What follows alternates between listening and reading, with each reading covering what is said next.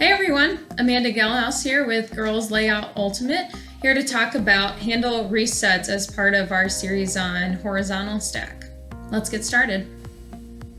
I want to start off by talking about a few different reset options from the center of the field. So in this configuration, we have the disc centered, moving this way with a force towards that sideline. And we have our off handlers in an angled position to maximize the amount of space that's created by the force, so we don't have them setting up in the way. You can really reset on either side here, and it comes down to team preference. Who are we going to initiate first, whether it's this brake side handle or the force side handle? You just have to make sure that it's clear to everyone on the field who is actually going first and who's going to be initiating or initiated. A couple of options for this brake side handle is to make a cut towards this brake side and then cut strike to receive the disc here. That's a really great look to get this person open to shoot to a deep cut off of the cutter stack. Another option is the exact opposite, where they might bring their defender up, kind of faking towards that strike space, and then actually look for the around here. Now, there's a couple of different ways you can do this.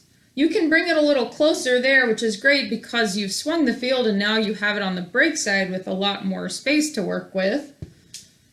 But depending on what your defense is doing, if they overrun you too far to that strike side, you can actually bring this out to get yards upfield as well.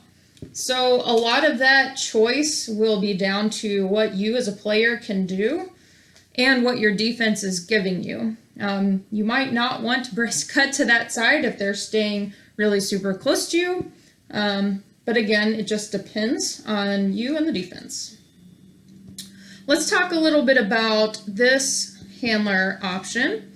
So one of the options here is to run what we like to call a wheel cut. So this handler will initiate in some form or fashion, look, shoulders, etc. This person will cut straight across, hoping to get the disc here on this brake side. At the same time, we don't want to leave this handler there, because they're stagnant. They're just standing there, and they could be cutting off and keeping their defender in a space that we could attack from a cutter perspective. So the reason why we call this a wheel cut is while they're coming around here, this person is bringing their defender around. So they're taking their defender out of that space. We're looking for receipt of the disc here. Another option for this force side handle is to make a fake here and then actually come back to this space. So you can bring this over as far as you want, but the point is to hopefully make your defender overrun you to this spot, to this side, so that you can come back. Now, you'll be receiving it on the force side that way, so it might not be optimal in every scenario unless you can get a lot of steps on your defender, but it is a good, easy way to reset the disc. Now we'll talk a little bit about your options if you have the disc on the brake side. So here we have this person kind of close to the sideline. Their mark is on that side. We have, again, in our angled configuration to allow maximum upfield space, we have this person set up a little bit back, and then this person can either be set up back of them or a little bit forward, just not any further up than this middle handle is fine. So here, you have a few different options, and a lot of it is going to depend on what the defender on this middle handle is giving you all. So if they're playing pretty close, you have a couple options. So you can try to fake into this space to get them to hopefully overrun you, and try to cut off any upfield advantage there. Now, I will say, a lot of people ask me if this is a viable cut. The short answer is yes. The longer answer is you need to make sure that this person with the disc has a beautiful inside out, short, accurate throw. I've seen a lot of miscommunications on that throw, so if you're going to use that as a viable option, the throw has to be there. But moving on, if you make a fake into this space, you can come back here for receipt of the disc, because hopefully that defender bit too far upfield. Or you can bring it over a little bit. It just kind of depends if you want to keep this person in this space. But that is one option to use your middle. Another option to use your middle as the reset is actually to run kind of a triangle give and go. So what I mean by that is we could have this person fake up and then cut back, not straight behind, we'll get into that a little bit later, but a little bit behind this person, receive the disc here, and then this handler who just threw it is actually initiated next. So once our middle has the disc here, their mark is probably reset. Right after throwing that, this person is going to come straight into the middle space that one just left. We get a quick throw there. And then right after this throw goes off, this person cuts strike. That's a really easy way to generate a lot of motion and momentum in this handler space that'll put you eventually into power position on that throw to get an upfield look either for an in cutter or someone cutting out. All right, let's talk a little bit about this person. Don't want to leave them out. Okay, so say the middle handle, who's really always going to be your first look here, they're the closest, is being guarded really tight. They didn't get open. Something's going on. We can't get it to that person.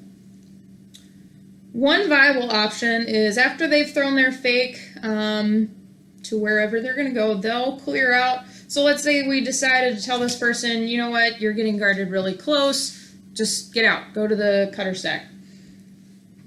As they're leaving, this person activates, and they can either, let's get this person further out of the way, they can either fake up and come to this space,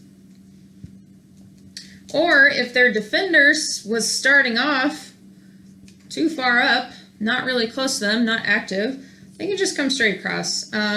You always need to use what your defender is giving you. If you don't adjust based on that, you're really only using half your game. So make sure you know what your defender is using and how they're defending you before you make a choice about what you're going to do. Let's talk a little bit about this force side start. It's not anyone's favorite place to be, but it is a place that you can get out of with the right technique from your handler reset. One of the most common calls you'll hear if you get a disc that's trapped, which essentially means here's the sideline and our mark has you stuck between them and the sideline, is to swing the field.